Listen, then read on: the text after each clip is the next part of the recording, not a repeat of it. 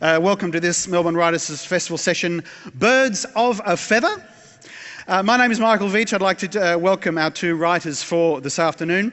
On my right, editor of Australia's foremost birdwatching publication, and here it is, Birds Australia's Wingspan magazine, author of several books about birdwatching, including the account of his year-long record-breaking birdwatch, The Big Twitch, and Anoraks to Zitting Sesticulars, an A to Z of birdwatching, Sean Dooley. Thank you.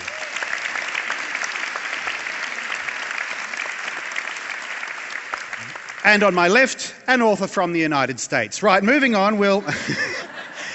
Jonathan Franzen really needs no introduction, I'm sure, author of many, many works, including, to name a few, the literary sensation, The Corrections, a wonderful collection of essays, How to Be Alone, one of my favourites, and of course the new one, Freedom.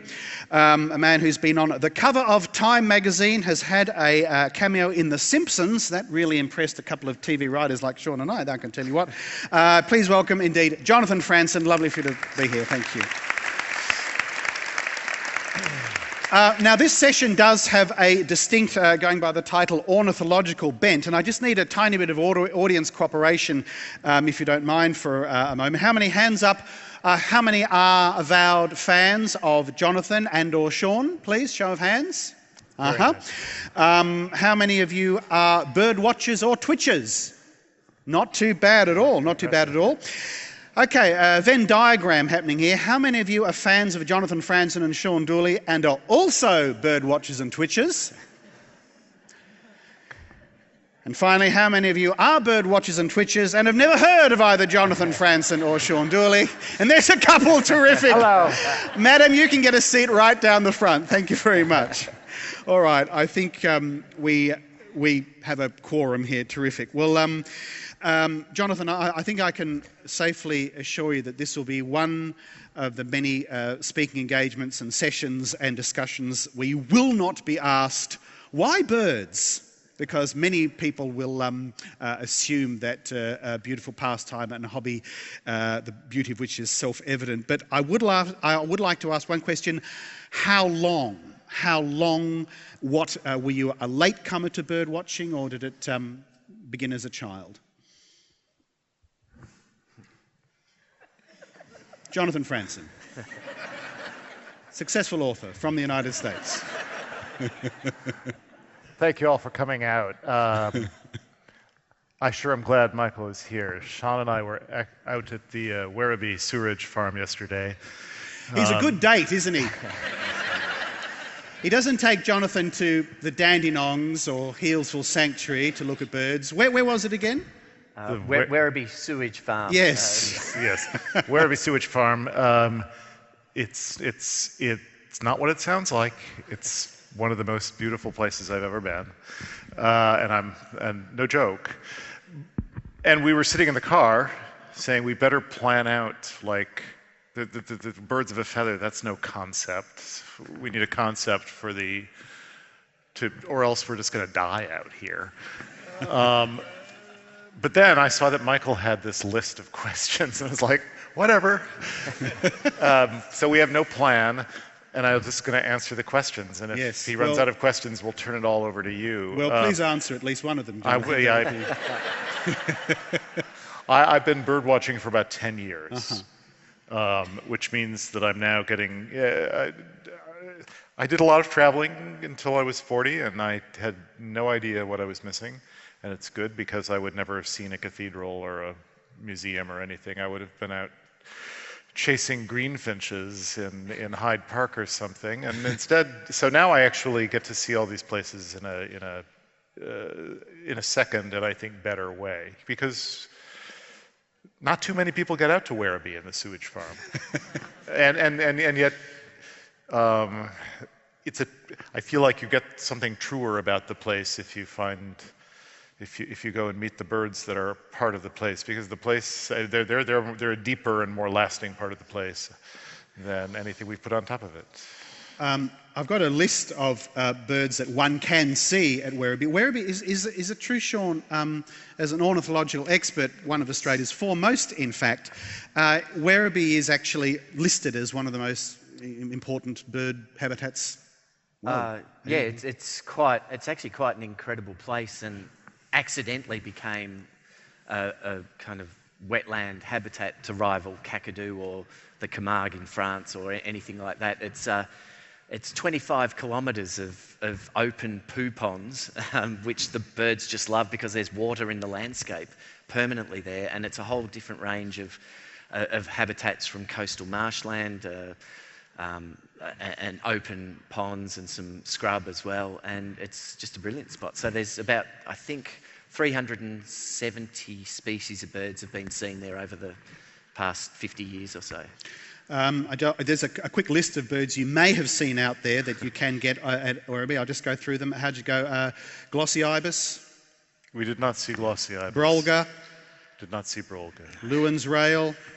We really tried hard for Lewin's rail, but we thought we saw one run across the road, but we did see 3 other crakes and rails, at least two of each, yesterday, which I thought was fantastic. We saw 2 of them almost as soon as we got there, and I was like ready to go home. I thought it's not going to get better than this, and then we saw the buff-banded. Okay, but enough. Banded lapwing. Not everyone raised their hand as being a bird watcher, so let's move on through this. Just a few more. Banded lapwing. No, we did not see that. No, Australasian hobby. Yes. Good, okay. Very distantly through heat shimmers. Terrific. Fairy tern. Fairy tern we did not see. Little tern. We did not see. Any bloody tern at all, you can just call it. we saw the great crested tern. All right, but you did go there, and it's wonderful. Thank you, and thank you for playing along with that bit of nonsense as well. So that's established our bona fides. That's right. We missed almost everything. Both of you, bird watching and writing are in many ways at their core very solitary activities. One, of course, writes alone. Jonathan, do you bird watch alone? Is it something that you and is it something you just do by yourself? I suddenly have to just quote the George Thorogood lyric that my girlfriend and I are just so in love with. I like to drink alone, don't like to drink with no one else, and when I drink alone, I prefer to be by myself. That's the way it is with writing. Birding, I do it either way. It was lovely yesterday. A couple people wrote to me out of the blue, having seen something in the newspaper. A man named Jeff Brown and his fiancée Lisa, and they had taken me out to the Upper Yarra Valley, packed a picnic. They had delicious sandwiches, coffee and tea, homemade cake yesterday, and it's more eyes means you see more stuff. At the same time, you can do it alone, and that's anything you can do alone, because I do prefer to be by myself. It's a great activity. Because like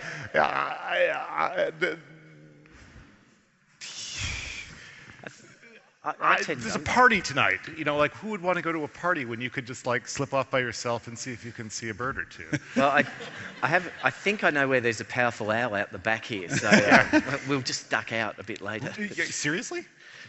Possibly, yeah. Dude. I think so. Okay. Oh no, now I'm under the pressure. But I tend to agree. I mean, there's a lot of lovely bird watchers in the audience tonight, but I basically go bird watching for the birds, not the bird watchers. And there's something about being out there, and I idiotically blew my inheritance by buying a 4-wheel drive and going bird watching by myself for a year. But there is that thing of getting out into nature and birds giving you the excuse to get out into nature and having that one-on-one experience. I'm kind of with Jonathan that I love the social company of other birders and I love discussing it, and more eyes are better than one, but there's absolutely nothing more sublime than being out in nature and it also becomes completely focused, because I can go from being asleep to being at the wheel of the car heading for the first birding of the morning in like 3 minutes. Because seriously, you put your clothes on and you take leftovers from last night's dinner and like a can of warm Diet Pepsi, and you're like ready for 6 hours, and also to go out and have no idea where you're going. You just kind of depends. This spot may be hot, a spot may be cold. If it's cold, you're going to have a completely different day than you thought you might. There's road trips in the U.S. by myself.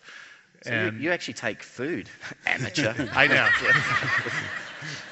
You gave a wonderful quote to Fran Kelly yesterday morning, Jonathan, describing birdwatching as a way of transforming an abstract concern for the environment into a personal connection with it, which is a lovely way of putting. Would you like to comment on that just a bit further? I had just stepped off a 15-and-a-half-hour flight. I cannot be that eloquent under ordinary circumstances. Take more 15-hour flights. I know. It was really, I'm shocked to hear that I said that. I have no recollection of it. Makes me wish I'd known myself then. But yeah, no, I for some reason, I spent a lot of time outdoors as a teenager. Kind of fell in love with camping in the West in part.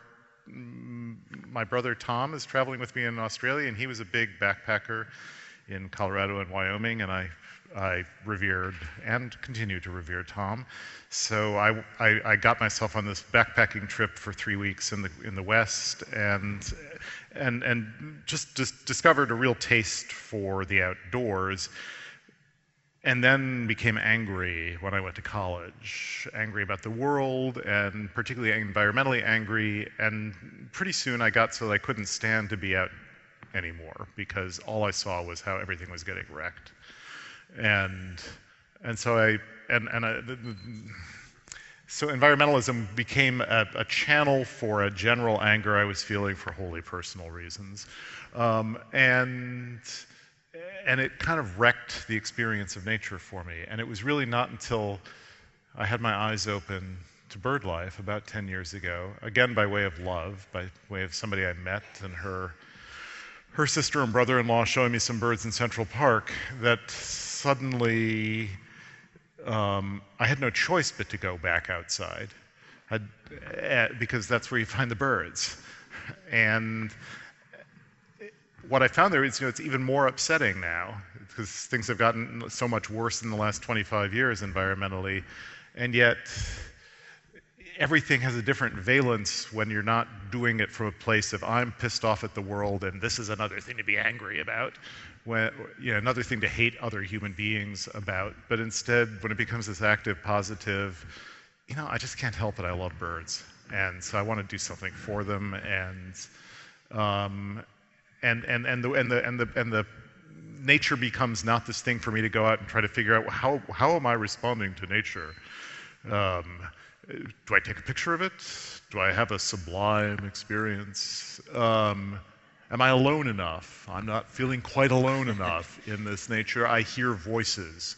All that stuff used to drive me crazy, and now I go out and it's the home of creatures I love, and it changes everything. And I said all that in about 7 words.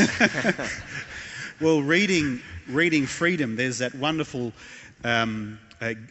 dramatic as a reader, this gear shift when you go from the increasingly kind of angry and claustrophobic lives of your main characters, and suddenly you turn a page and we're in the mountains of West Virginia, and there's that great sense of a different kind of freedom. I'm not even going to attempt to examine the threads of freedom in your book, Freedom, but as a reader, that sense of openness and space, even though the plot really starts to thicken there.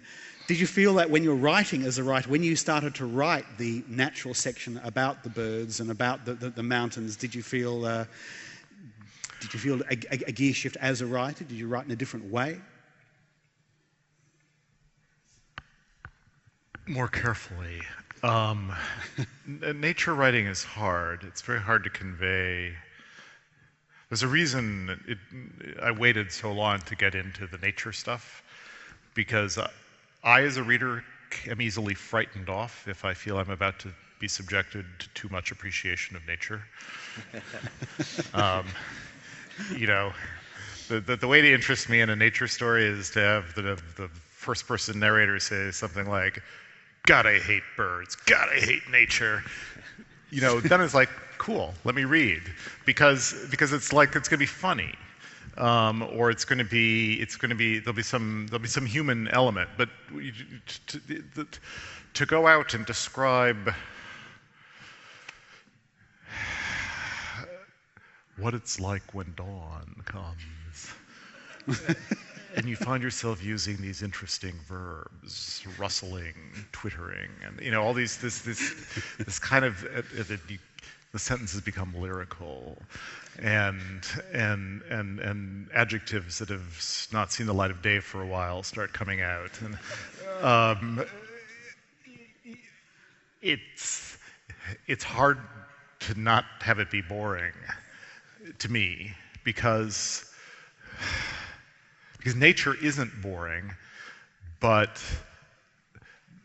the many of the standard approaches, if you go out, if you basically are grabbing someone by the lapels and saying, "Terrible things are happening in nature," it's like, I know, so I don't want to hear about that, but also nature is really, really beautiful, and it's like, I know, so I'm so freaked out by all the dangers rhetorically of nature writing that I really try to, and Sean can tell you that too. I mean, Big Twitch, it's about Sean, and it's about a crazy thing, and it's about the human story, and the nature. Then you start filtering the stuff in. It's backfilling, but. Yeah, I think, sort of following on from that, I think a lot of writers from antiquity have really used birds for their metaphoric appeal, and they imbue human characteristics into birds that if you're a birder yourself, if you actually know about the species that they're talking about, you think, that's a load of crap. Yeah. Yeah. And the metaphors begin to fall down. For instance, we hear about that people hold up birds as exemplars of marital fidelity, and they want to imbue a human story onto those birds and talk about how these birds pair up for life, and the swans, be it swans or whatever, and how this is a paragon of virtue in nature that we should follow as humans. And then boring scientists and bird watchers and things do studies and discover, like for instance, the Australian magpie, which pairs for life and is very territorial, therefore people would think, well, that's a strong bond.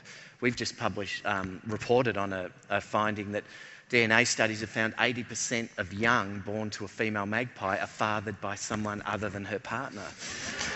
So it's kind of, that blows that notion right out of the water. And so interesting that... and sort of the peace of nature, and it's like, it's not peaceful if you're an insect getting eaten by one of these little killers, and it's not peaceful for the bird, which is looking around constantly because it's about to get eaten by a goshawk.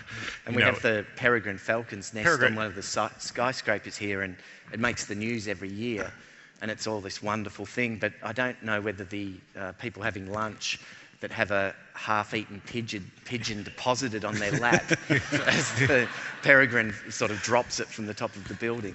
It's a shame Sean didn't take you to Healesville Sanctuary, Jonathan, because you could have seen the unique albino kookaburra that they have there that has to be isolated from the other kookaburras because it looks so different. It would immediately be pecked to death.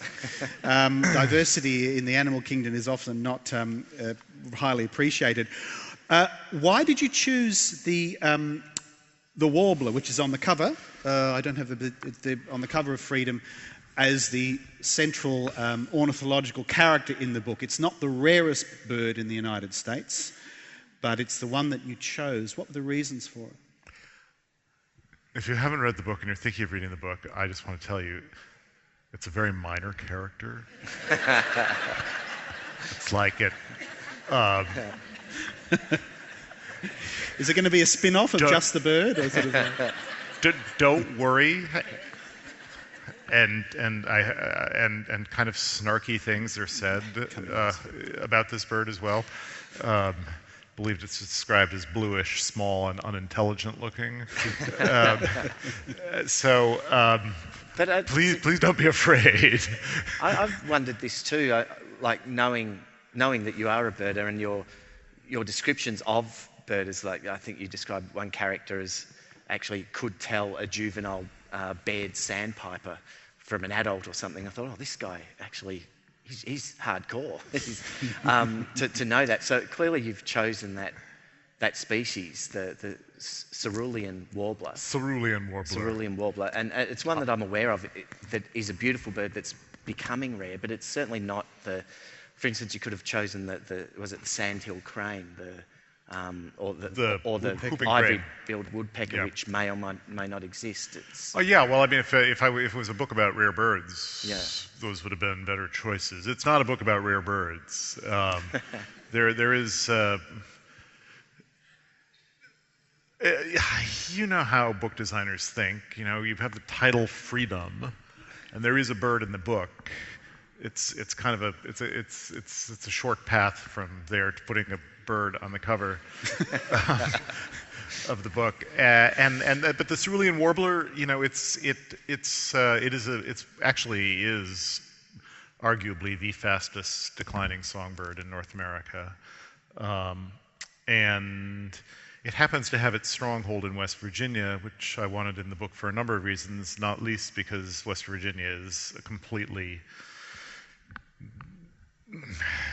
dystopic vision of what the United States as a whole is becoming, with kind of the entire environment trashed by various kinds of energy extraction, arguably more damagingly now by hydrofracking of natural gas than by coal extraction, even though the coal extraction gets a lot more headlines, and you know, a few out-of-state people making a ton of money and yet a rather low standard of living for everyone else. But here's this, so there's some political and some, I have energy as a theme in the book too, and it just, so much came together in this little bird. It's also migratory, so it's a Pan-American species. It's wintering. One of the reasons it's so beat up is that its wintering grounds in South America are beat up. And what else? It's blue, it's pretty. And it has this sort of ridiculous name, Cerulean. Cerulean being one of those adjectives one seldom sees. It was popular in, like, Swinburne. So, and people ask, you know, is that a real bird? I mean, because no one can believe. If you know the word Cerulean, you say, oh, that can't be the name of an actual bird, and it is. Cerulean warbler. Have you seen it very much yourself? I've never seen a male Cerulean warbler. I've seen 4 females, which is sort of like, the female looks like just any dull bird. So, you know, no and sort of yes.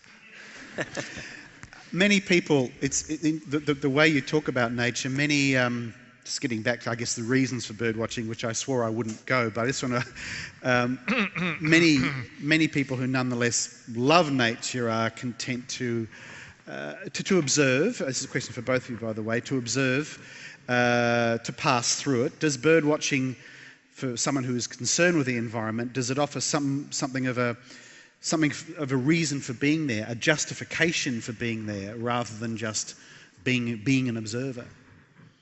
I think so. I think on a personal level, as life gets more complicated with commitments and things, it's less easy to just up like I did in my early 20s and say, oh, I think I'll drive to Broken Hill and look for a chirruping wedgebill on a whim. And so having that it's almost like your get out clause. You go, well, I need to drive to Broken Hill to assess the population status of a chirruping wedgebill. But I think, on the other hand, genuinely, it's one area where citizen science does make a difference. And like, for instance, the Birds Australia Atlas project takes all the sightings that birdwatchers have in their local backyard or around the country and collates them into one place. And it's not until you do that you get a sense of what's going on out there. And it wasn't until the first atlas in the 70s began that we realised that a whole lot of birds, because Australian birds are so nomadic, that they will appear in one area and then not be seen for 10 years, and then they would turn up again. So if you don't see them for a few years, that's okay. But it wasn't until they put everybody's sightings together and realised, hang on, nobody's seeing these birds. They're not just going somewhere else, they're just not there to see anymore. So I think that does give that extra impetus to going out and bird watching, turning something that's purely, for me, a selfish indulgence. I just love birds, and I love being in the bush or the wetlands and looking at birds in their habitat. It's good for my soul, if you want to say that way, but it actually means I can translate that to concrete action, or at least concrete facts that you can throw up against the face of industrialisation and people who want to destroy habitat, and you see it all the time, that it's one area where the little people can actually stand up and make a difference by putting out there, well, if you drain this wetland, this cotton pygmy goose population will disappear, and we've got the facts to show that this wetland is important for them. And in most environmental debate, the level of the debate is so asinine, often on both sides of the debate. This is one area where people can actually have a say. So I think bird watching does feed into something far more important than whether I add another tick to my checklist. A comment on that? That was beautifully put, Sean. It was very good. I travelled 15 hours to get there.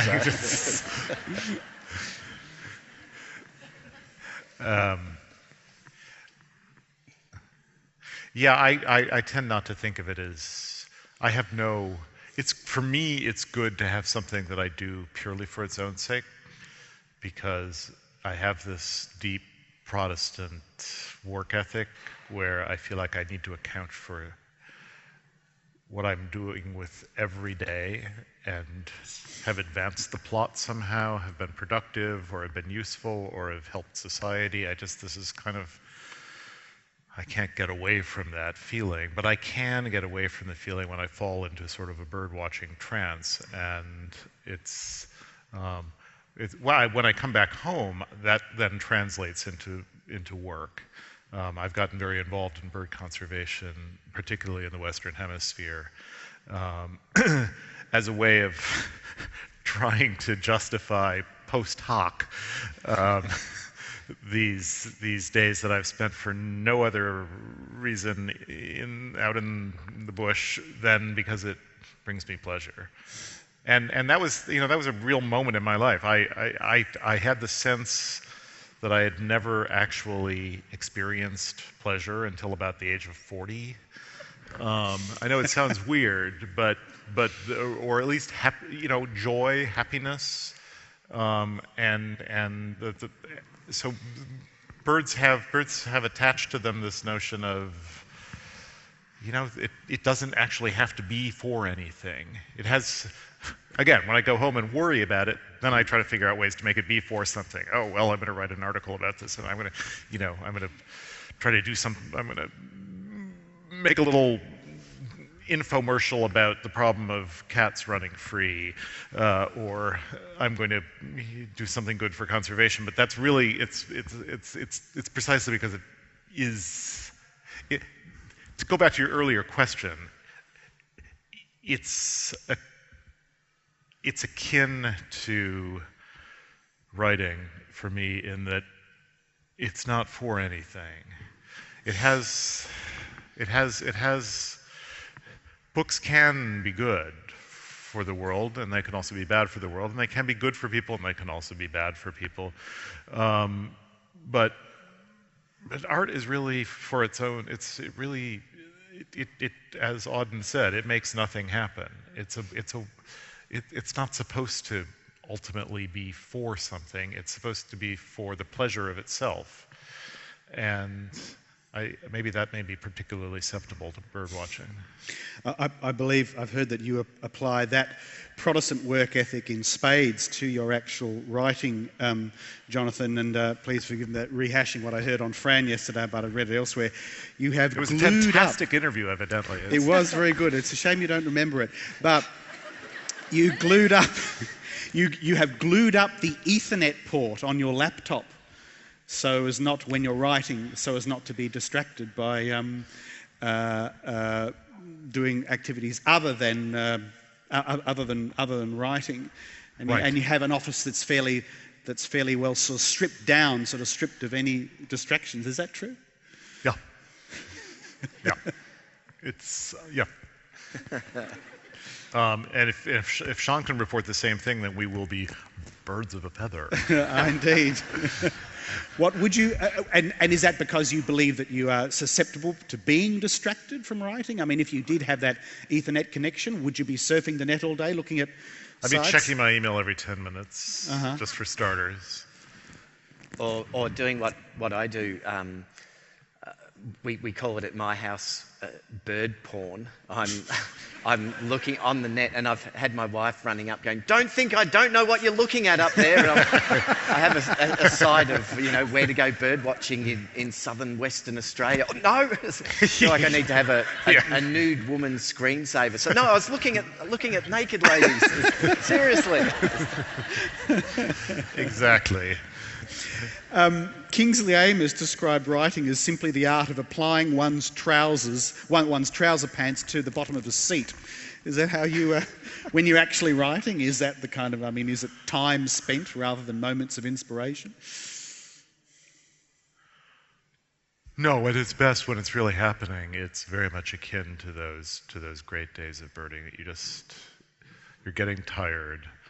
And you're sort of, this happened yesterday. I noticed I was getting very, very tired, but I was completely absorbed and knew that the day was going to end before too long, but I wasn't worried about that. And I was also comforted knowing, well, there's going to be another day like this coming soon, Monday, out of Darwin.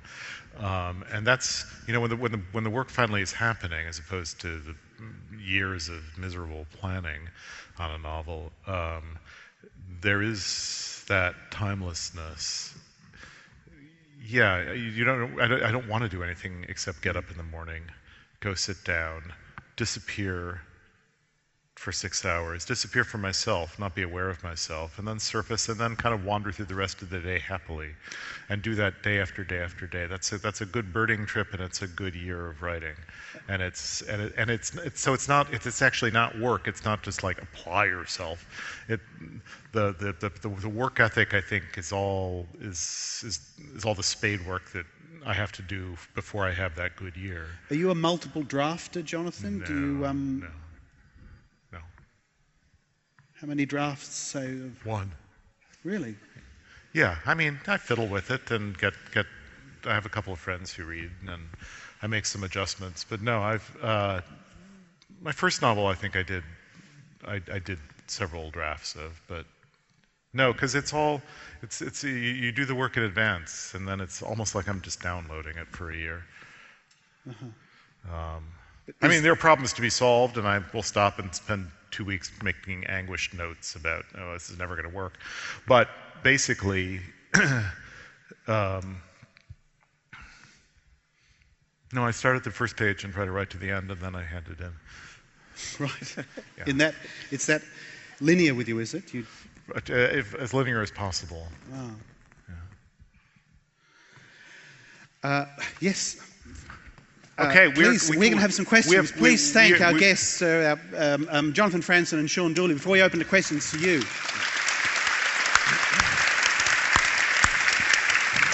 This is our opportunity to tie this event into a coherent whole. So your active participation can help with that. We will find thematic unities with your help. Yes, and if you feel like you haven't got your money's worth yet, now it's up to you to give. Exactly. Yes, questions. Hands up we need for the roving mics to come round. This lady at the front here. Yes, madam, you're first. Hello? Hello?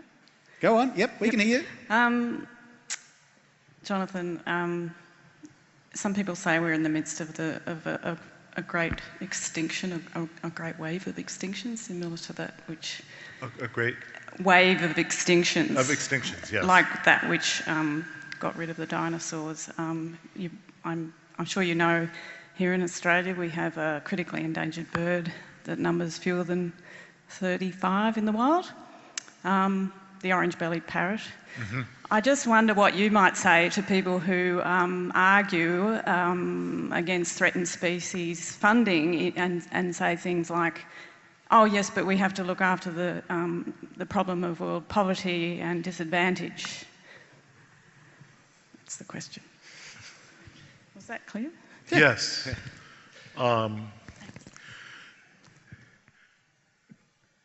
Well, that's a sort of silly argument. It's like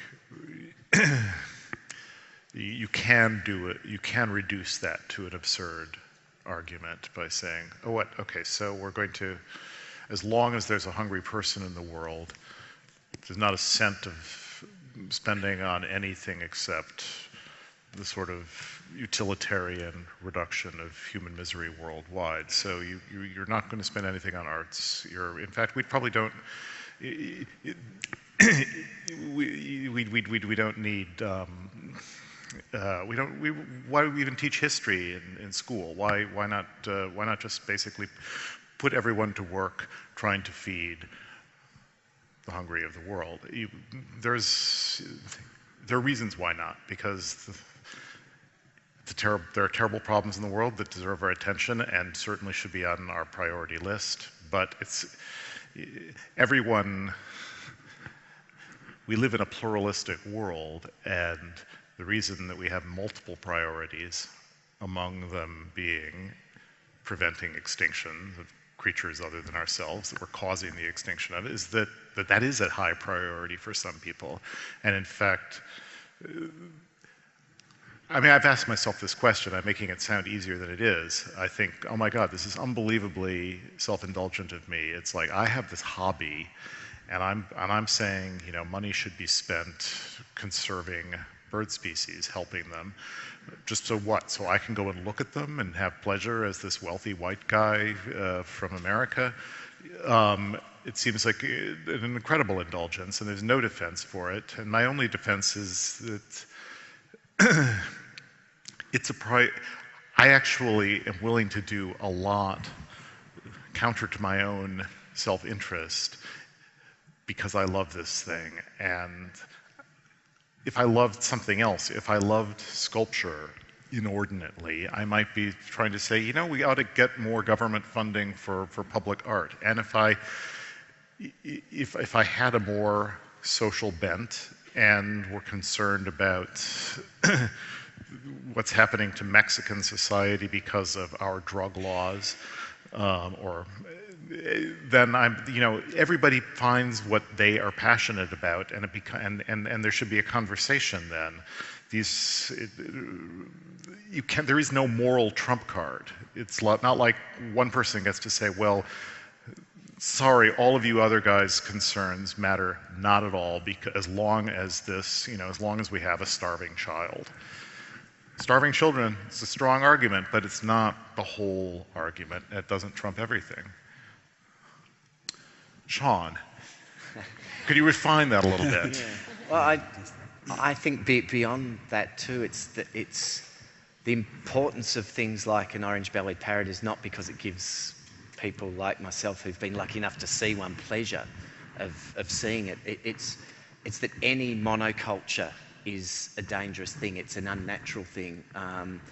And in terms of our human culture, diversity is important. And in terms of the planet, we need as much biodiversity as we can for so many different reasons. And I think that that it's not that you're trying to preserve or trying to allow things to exist into the future is important for all of us, and it happens to be something I'm passionate about. But I think beyond just my self-interest, there's something important that we need to be cognizant of. We need this variety in order to survive ourselves as well. There's a tight connection between birds and place, and so when you start, you can't really help a threatened species without also trying to help a place. And I think you're absolutely right that we need biodiversity, and that our species is going to regret having made such a huge dent in global biodiversity. I also think it's important to try to find arguments that don't just go back to making things better for people, to try to expand the ethical circle in some way a little bit, to say, you know, what gives us the right to basically decide, well, there are going to be 27 species of bird in the world, and here they are. They happen to be ones that really like garbage dumps and city streets.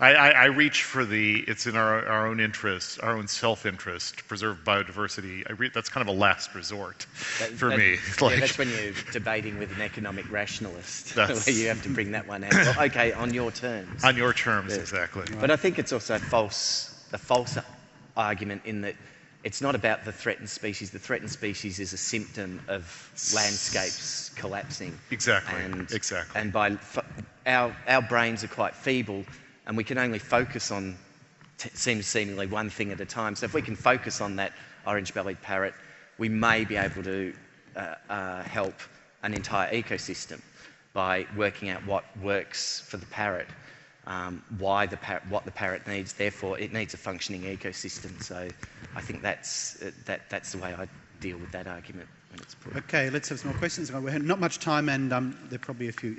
Yes, three people down the front. Michael, it was an important issue. We were trying to give it a little Indeed. bit of it. We'll be briefer and funnier on these. Yes, sir. I'm interested in your thoughts on the new technologies such as social networking, Twitter. Given that you've got a glued-up Ethernet port, Jonathan, I'm kind of interested in that, and and in particular, how that changes or could potentially change the way that you write and the audiences and that sort of thing. Twitter being very appropriate with these two, of course. Right. I'm confess I'm profoundly uninterested in either of them. I was on Facebook for about 20 minutes once. Someone pretended to be me on Twitter for about 4 weeks this summer. Twitter was unbelievably... I'm still waiting for my friend request, by the way, Jonathan. Yeah, I know. I shudder to think of the backlog there. So I'm really the wrong person to ask. I don't know much about it. I tend to distrust the positive, optimistic, culture and planet-changing claims of commerce. I was just there was a piece in the New York Times just the other day about how for $5 a piece there are these mills that generate positive reviews for things like TripAdvisor and Amazon. And if you have some money, you can buy your hotel. You can get 20 enthusiastic reviews for your hotel without anyone ever having had a good experience there. And this is the medium. This is like the great democratizing medium. It's like, no, if there's not democracy on the ground, you cannot manufacture democracy through a commercial medium. Sorry, it doesn't work. And so I feel in my bones that the Facebook and Twitter, which are fundamentally commercial enterprises, are fundamentally at odds with the gift economy of art and literature. So I know that there can be these moments when it can be a good thing and it's an interesting thing certainly to write about. I instinctively say, no. And how we're going to tie that one in thematically, well, we had the Twitter thing, the tweet. Yep, hands up high. Yeah. Jonathan, can you elaborate a bit on the spade work? I'm over here. Hi. Hi. Spade work. That comes before that linear process, for instance, with your novel Freedom. Yeah, no.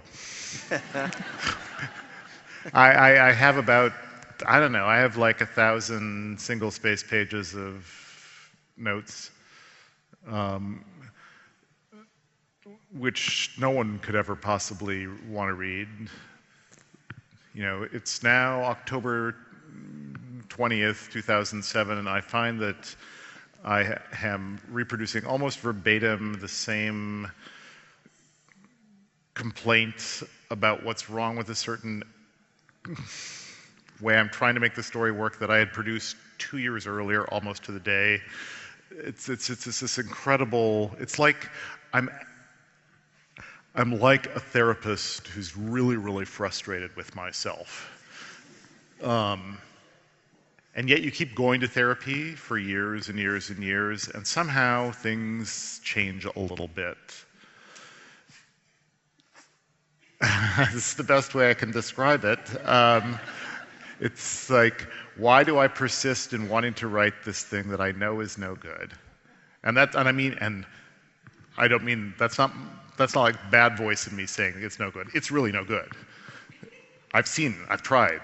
I have 20 different attempts to write it. It's always bad. It's always bad for the same reason. It's bad because I shouldn't be trying to write it because it's a bad idea. There's something wrong with my relationship to it. I produce only icky, disgusting pages about it. Not at all funny, bad prose. There's something wrong there. Why am I going back to that? I'm just, by little way of tiny example, like 2 of those 1,000 pages of notes will be on some, like, my persistence. Why do I keep coming to this character who I cannot stand and who isn't funny?